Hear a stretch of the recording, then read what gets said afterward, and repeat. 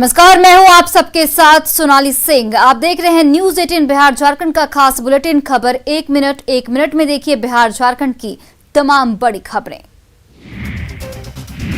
कटिहार में मेयर शिवराज पासवान की गोली मारकर हत्या कर दी गई है। अज्ञात अपराधियों ने नगर थाना क्षेत्र के संतोषी मंदिर चौक के पास इस घटना को अंजाम दिया है। बताया जा रहा है कि मेयर शिवराज पासवान अपने घर ड्राइवर टोला से मोटरसाइकिल से संतोषी मंदिर जा रहे थे। इस दौरान उन्होंने अपने अंगरक्षक को साथ नहीं लिया था। बताया जा रहा है कि इसी दौरान अज्ञात अपराधियों ने उनके सीने में ताबड़तोड़ 3 गोलियां दागी।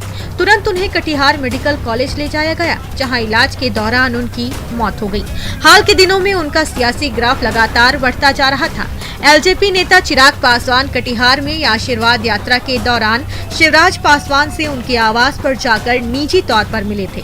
हत्या के पीछे क्या वजह रही, ये अभी तक साफ नहीं हो पाया है। वहीं पुलिस ने पास के रेलवे ट्रैक से 2 पिस्टल बरामद किया है, साथ ही कारतूस और 4 मोटरसाइकिल भी बरामद किया है। आशंका जताई जा रही है कि इसी पिस्टल से घटना को अंजाम दिया गया है। मुंगेर में हथियार लहराने का वीडियो वायरल हो रहा है। मामला कासिम बाजार थाना क्षेत्र के चुआबाग का है, जहां कुछ लोग हथियारों का प्रदर्शन करते हुए दिखाई दे रहे हैं। हालांकि दबंगों के डर से कोई मुंह खोलने को तैयार नहीं है, लेकिन वीडियो में जिस तरह एक गली में हथियारों का प्रदर्शन हो रहा है, वो कानून की धज्जियां उड़ा रहा है। इससे स्थानीय लोगों में दहशत का माहौल व्याप्त है। वीडियो 3-4 दिन पहले का है। वीडियो में दर्जन भर लोग एक गली में दिखाई दे रहे हैं, जो गाली गलौज कर रहे हैं। जो लोग वहां पहुंचे थे, उनमें 3 लोगों के पास हथियार थे। आखिर हथियार लेकर ये लोग क्यों पहुंचे थे, इस संबंध में वहां के लोगों ने चुप्पी साध रखी है। कोई कहता है कि वे लोग दबंग हैं और जमीन विवाद में यहाँ आए थे। खुलेआम हथियारों के प्रदर्शन मामले में एसपी ने बताया कि वीडियो उन्हें भी मिला है और सदर एसडीपीओ को मामले की जांच करने को कहा गया है। जांच रिपोर्ट आने के बाद कार्रवाई की जाएगी। इस वायरल वीडियो की पुष्टि न्यूज 18 नहीं करता है। बेगूसराय में शादी समारोह में एक हथियार लहराने का वीडियो वायरल हो रहा है। ये वीडियो तेघड़ा थाना क्षेत्र के बरौनी का है, जहां करीब 2 महीने पहले एक शादी समारोह में कुछ युवक संगीत पर डांस कर रहे थे, जिसमें एक युवक अपने दोनों हाथों में 2 हथियार लेकर डांस कर रहा था, जिसका वीडियो अब सोशल मीडिया पर वायरल हो गया। आप तस्वीरों में देख सकते हैं कि किस तरह युवक अपने दोनों हाथों में हथियार लेकर संगीत की धुन पर जमकर डांस कर रहा है। वीडियो वायरल होने के बाद पुलिस हरकत में आई और जांच के बाद आरोपी मनीष कुमार को गिरफ्तार कर लिया। पिस्टल लेकर लहराते हुए डांस का वीडियो है, उस पर हम लोगों ने आइडेंटिफाई कर बरौनी टू का एक लड़का नाम है मनीष कुमार, उसको गिरफ्तार किया गया। पुलिस ने गिरफ्तार आरोपी के पास से 2 हथियार बरामद किया है। इस मामले में 2 युवकों को आरोपी बनाया गया है। एक की गिरफ्तारी हो चुकी है और दूसरे की गिरफ्तारी के लिए पुलिस छापेमारी कर रही है। खगड़िया में कोसी और बागमती नदी खतरे के निशान से ऊपर बह रही है, तो वहीं गंडक और गंगा नदी भी उफान पर है, जिसके कारण अलौली और चौथम के साथ साथ खगड़िया सदर प्रखंड के कई गांवों में बाढ़ का पानी घुस गया है। गांव में सड़क से संपर्क टूट चुका है। लोगों को बाजार जाना हो या किसी इमरजेंसी में दूसरे जगह जाना हो, इसके लिए नाव ही एकमात्र सहारा है। लेकिन यहाँ जिला प्रशासन के तरफ से केवल एक ही नाव दिया गया है। दर्जनों गाँव के लोगों के लिए एक ही नाव है, जिससे आने जाने में काफी परेशानी हो रही है। नाव से कम 2 नाव रहेगा तो मोरकाही भी इसी नाव से कॉन्ट्रैक्ट होता है, जहाँ की 650 का आबादी है। 75% इसी नाव से कॉन्ट्रैक्ट होता है। बाढ़ पीड़ित लोग प्राइवेट नाव के सहारे पैसा देकर आने जाने को मजबूर हैं। यहाँ के लोगों की जिंदगी एकमात्र नाव के सहारे कट रही है। लगातार बाढ़ के पानी में बढ़ोतरी होने के कारण कई गाँव का संपर्क सड़क कट गया है। मुजफ्फरपुर में बूढ़ी गंडक नदी का जलस्तर काफी घट गया है। नदी के घटाव से लोगों को राहत तो महसूस हुई है, लेकिन बाढ़ पीड़ितों की मुश्किलें कम होने की जगह बढ़ने लगी है। कांटी अंचल के मुस्फापुर में कई परिवार अभी भी नदी के बांध पर पॉलीथीन शीट के नीचे रह रहे हैं। इनके घर से पानी तो निकल गया है, लेकिन अपने पीछे कीचड़ और दलदल छोड़ गया है। तो वहीं कई लोगों की झोपड़ियां पानी में बह गई है। गरीबों की इस बस्ती में अधिकांश लोगों के तन पर पूरे कपड़े तक नहीं हैं, तो कुछ लोग मैले कुचाले एक कपड़े में जी रहे हैं। बाढ़ समाप्ति की घोषणा के बाद सभी सामुदायिक किचन बंद हो चुके हैं, जिससे सड़क पर रह रहे इन लोगों को 2 जून की रोटी नहीं मिल पा रही है। पॉलीथीन के तंबू में चूल्हा नहीं है, लोग ईंट जोड़कर जैसे तैसे 2 रोटी पकाकर गुजारा कर रहे हैं। बाढ़ का पानी भले ही चला गया हो, लेकिन अपने पीछे कभी न भूलने वाला मंजर छोड़ गया है। गोपालगंज के वार्ड नंबर 14 के कई मोहल्लों में जल जमाव हो गया है। जगह जगह नाली और बरसात का पानी भर गया है। कच्ची सड़क भी पानी में डूब गई है। नगर परिषद के द्वारा जल निकासी की कोई व्यवस्था नहीं की गई है, जिस कारण यहाँ रह रहे लोगों का आना जाना मुश्किल हो गया है। परेशान लोगों ने प्रशासन से गुहार लगाई है, लेकिन जब प्रशासन ने गुहार अनसुनी की तो ग्रामीणों ने मुख्य सड़क तक आने जाने के लिए बांस का चचरी पुल बना लिया। अब इसी पुल के सहारे जान जोखिम में डालकर लोग आना जाना कर रहे हैं। इस पुल पर हादसे की आशंका बनी रहती है। यहाँ के लोगों का आरोप है कि नगर परिषद की लापरवाही के कारण ही जल जमाव हुआ है। जल जमाव के बाद भी जल निकासी का कोई उपाय नहीं किया जा रहा है। बरसात के दिनों में पानी का स्तर बढ़ जाता है, जिससे जहरीले कीड़े मकोड़ों का डर बना रहता है। जब किसी की तबीयत खराब होती है, तब घर से निकलना मुश्किल हो जाता है। इमरजेंसी में लोगों की जान पर आफत बन जाती है। लगातार बारिश और नदियों में उफान की वजह से परेशानी बरकरार है। पूर्णिया जिले के तटीय इलाके में नदियां उफान पर हैं। पानी की तेज धार की वजह से कटाव का सिलसिला जारी है। तेजी से हो रहे कटाव की वजह से ग्रामीण सहम गए हैं। बायसी के पहाड़िया गांव में परमान नदी के कटाव के कारण कई एकड़ खेत कटकर नदी में समा गए। खेत कट जाने से कई लोग भूमिहीन हो गए। कई लोगों ने सड़क किनारे आशियाना डाला है। कुछ अपने रिश्तेदारों के यहाँ चले गए। कुछ रोजी रोटी के लिए दूसरे राज्यों में पलायन कर रहे हैं। लोगों की शिकायत है कि स्थानीय प्रशासन और जनप्रतिनिधि उनकी शिकायतों पर ध्यान नहीं दे रहे हैं। ये जो कटाव जो है बहुत पहले से हो रही है, लगभग आज 15-20 साल पहले से हो रही है, और तभी से हम लोग जो है मतलब यहाँ के प्रतिनिधि को हमेशा सचेत करने का काम किए हैं वक्त वक्त पे, लेकिन अब तक जो है हम लोग के यहाँ कुछ नहीं हुआ है। नदी कटाव रोधक कोई कार्य ये नहीं हुआ है। ये कोई पहला मौका नहीं है। हर दिन लोगों के पलायन की तस्वीरें आती है। 3-4 महीने तक हर साल कई गांव के लोग प्रवासी की जिंदगी जीने को मजबूर हो जाते हैं। कटिहार में गंगा महानंदा नदी से जुड़े कटाव से कोहराम मचा हुआ है। मामले की जानकारी के बाद प्रशासन ने कार्रवाई शुरू कर दी है। डीएम ने खुद ही मोर्चा संभाल लिया है। इसी कड़ी में जिलाधिकारी ने बाढ़ नियंत्रण विभाग के इंजीनियर और आला अधिकारियों के साथ मुलाकात की। साथ ही कुर्सेला के कटाव ग्रस्त क्षेत्र का दौरा किया। तत्काल बम्बू पिचिंग के माध्यम से कटाव निरोधी कार्य शुरू करने के आदेश दिए गए। जरूरत के हिसाब से डीएम ने सरकार तक बात पहुंचाने का आश्वासन भी दिया। दरअसल पत्थर टोला, बालू टोला और टिनघरिया जैसे लगभग 8 से 10 गांव की बड़ी आबादी इस कटाव की जद में। ग्रामीणों ने कहा कि जिलाधिकारी से आश्वासन तो मिला है, लेकिन इस इलाके को कटाव के कहर से बचाने के लिए बड़े स्तर पर काम करवाने की जरूरत है। तत्काल जो फ्लड निरोधक जो कार्रवाई होती है, बैम्बू रोलिंग वगैरह की कार्रवाई ये लोग आज से प्रारंभ करेंगे। गांव के लोग बांध, स्कूल और दूसरे ऊंचे स्थानों पर शरण लेकर रखे हुए हैं। इन लोगों को खाने और पीने में भी दिक्कतों का सामना करना पड़ रहा है। बाढ़ से परेशानी की कहानी कई जिलों से सामने आ रही है। वैशाली के महुआ अनुमंडल अंतर्गत डगरू पंचायत के पास बाया नदी का तटबंध टूट गया, जिसके बाद इलाके में त्राहिमाम मच गया है। बाया नदी का पानी तकरीबन 1 दर्जन गांव में घुसा हुआ है। वहीं इस इलाके के खेतों में बाया नदी का पानी घुसने की वजह से फसलों की भारी बर्बादी हुई है।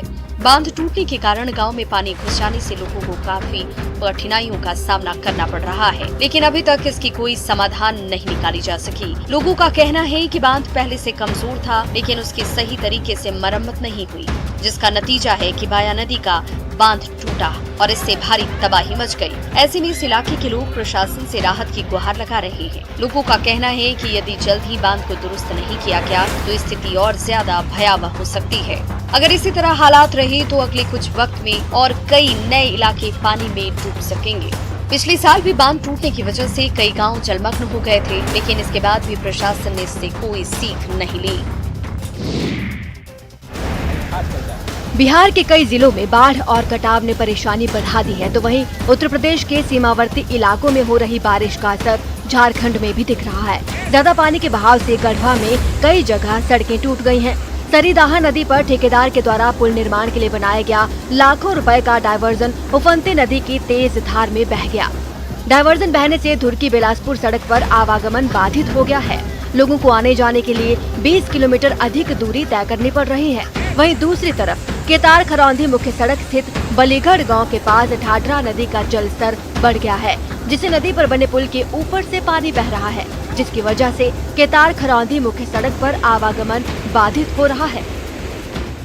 प्रेशर से मिट्टी के कोड़ दिया है, काफी पुराना पुल है, जर्जर है, बार बार पानी चढ़ जाता है। बुधवार को अचानक आई बाढ़ से पूरे इलाके में अफरा तफरी का माहौल बन गया। ग्रामीणों ने प्रशासन से मदद की गुहार लगाई है।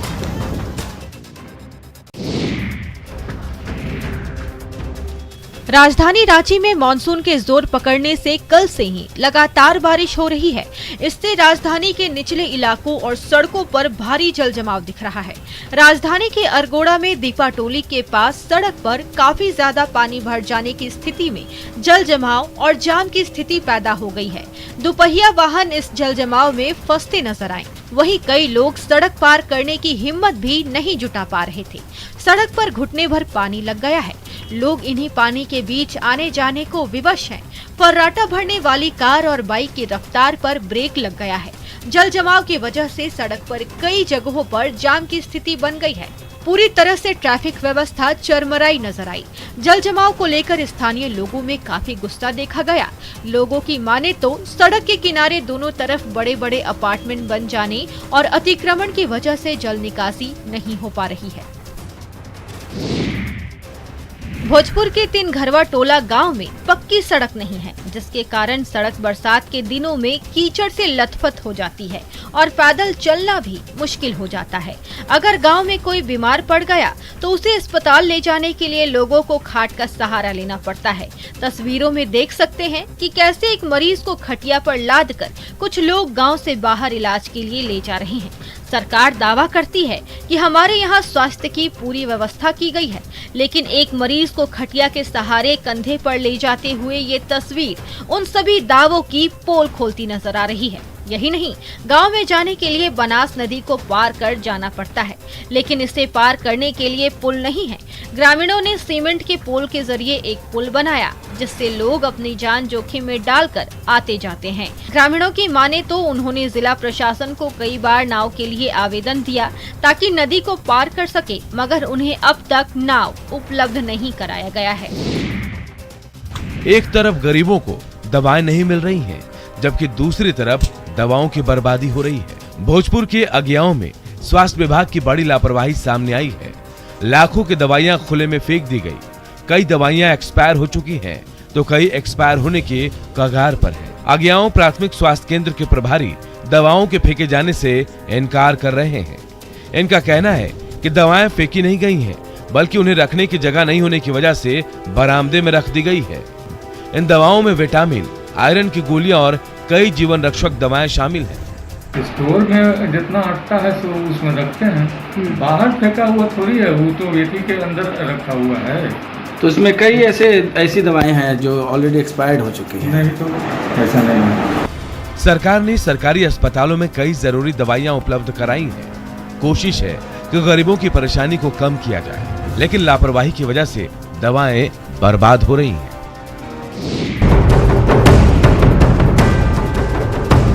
संग्रामपुर के सनहौली गांव में जमीन विवाद को लेकर 2 गुटों के बीच जमकर मारपीट हुई। बहस से शुरू मामला लाठी और डंडे तक पहुंच गया। पहले मर्दों में लड़ाई शुरू हुई, थोड़ी देर में घरों की औरतें भी इसमें शामिल हो गई। देखते ही देखते मुक्का मुक्की शुरू हो गया। बात इतनी बढ़ गई कि लोग एक दूसरे के खून के प्यासे हो गए।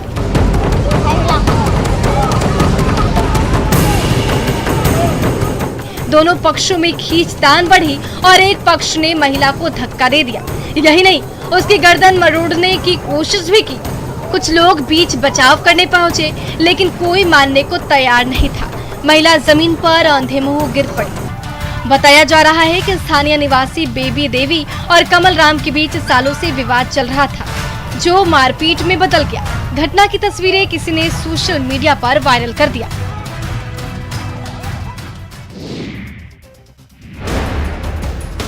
एक तरफ अंतरजातीय विवाह करने पर सरकार की ओर से इनाम दिया जाता है, वहीं दूसरी तरफ प्रेम विवाह करने वालों को प्रताड़ित भी किया जा रहा है, वो भी जनप्रतिनिधियों के द्वारा।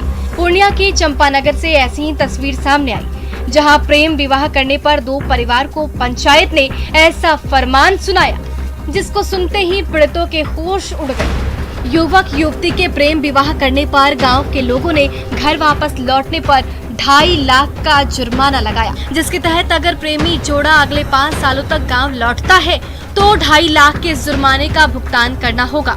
पीड़ित परिवार को जब ये पता चला तो उन लोगों ने पुलिस से मदद की गुहार लगाई। अंतरजातीय शादी किए हैं, जो है समाज का लोग रहने नहीं देता है। बोल रहा है यदि तुम लोग यहाँ रहोगे तो 2.5 लाख रुपया जुर्माना लगेगा। सबसे बड़ा सवाल है कि गांव के ठेकेदारों को इस तरह से फैसला सुनाने का हक किसने दिया? लाख कोशिशों के बावजूद कानून तोड़ने की घटना जारी है।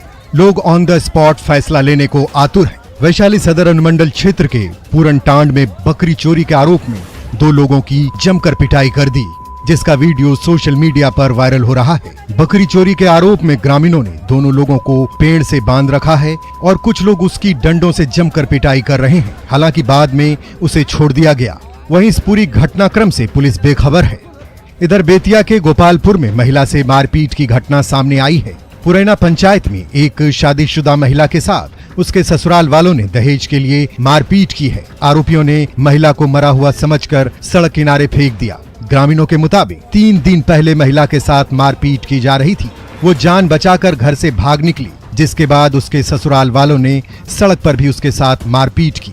पुलिस ने महिला को गंभीर हालत में JMCH में भर्ती कराया। फिलहाल आरोपी ससुराल वाले घर छोड़कर फरार हो चुके हैं।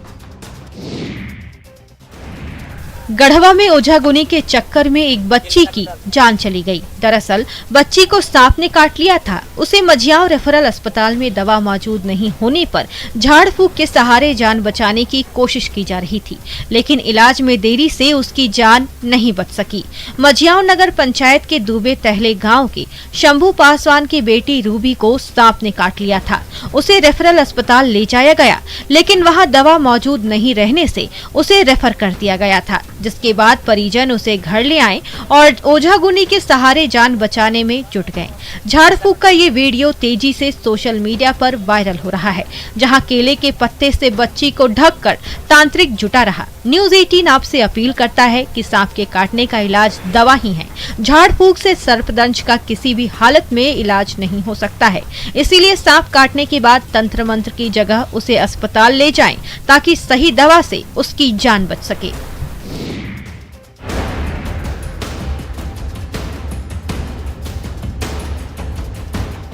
सरकारी अस्पतालों में सुविधाएं बढ़ाई जाएं, इसको लेकर सरकार प्रयासरत है, लेकिन जमीनी हकीकत कुछ और है। पश्चिम चंपारण जिले के नरकटियागंज प्रखंड क्षेत्र से जो तस्वीरें सामने आई हैं, वो चौंकाने वाली है।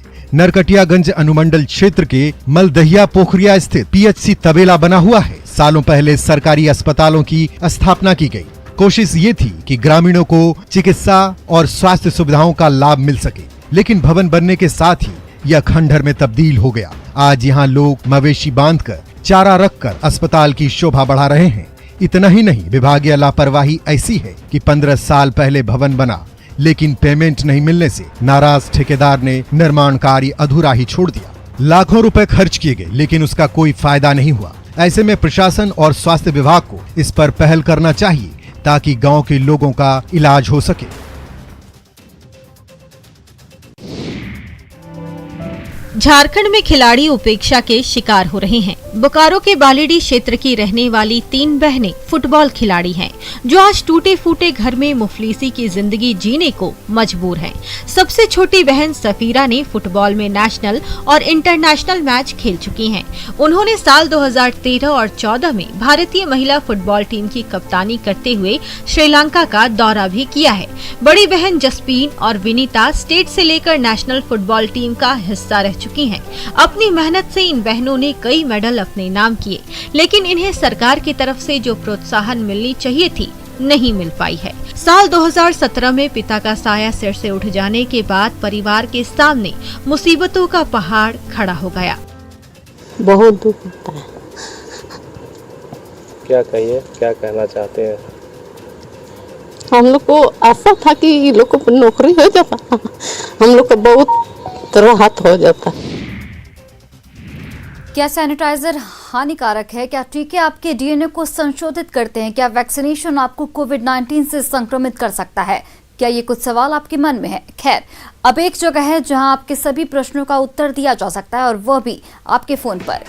नेटवर्क 18 और फेडरल बैंक के राष्ट्रव्यापी वैक्सीन जागरूकता अभियान के तहत कोविड-19 के खिलाफ Sanjeevani a shot of life Sanjeevani WhatsApp helpline शुरू की गई है। आपको बस 7977773753 नंबर पर व्हाट्सएप करना है और आपको तुरंत अपने सवालों के उत्तर मिल जाएंगे।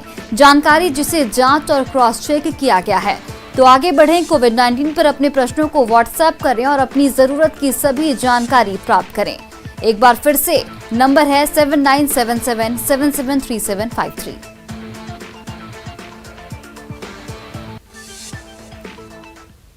नेटवर्क 18 फेडरल बैंक संजीवनी गाड़ी भारत के कोविड प्रभावित जिलों में जारी है। वैक्सीन के लिए जागरूकता फैलाने की हमारी इस मुहिम को आप भी अपना सहयोग दीजिए। चलिए आपको दिखाते हैं कि संजीवनी गाड़ी अब तक कहां-कहां गई और आज कहां है।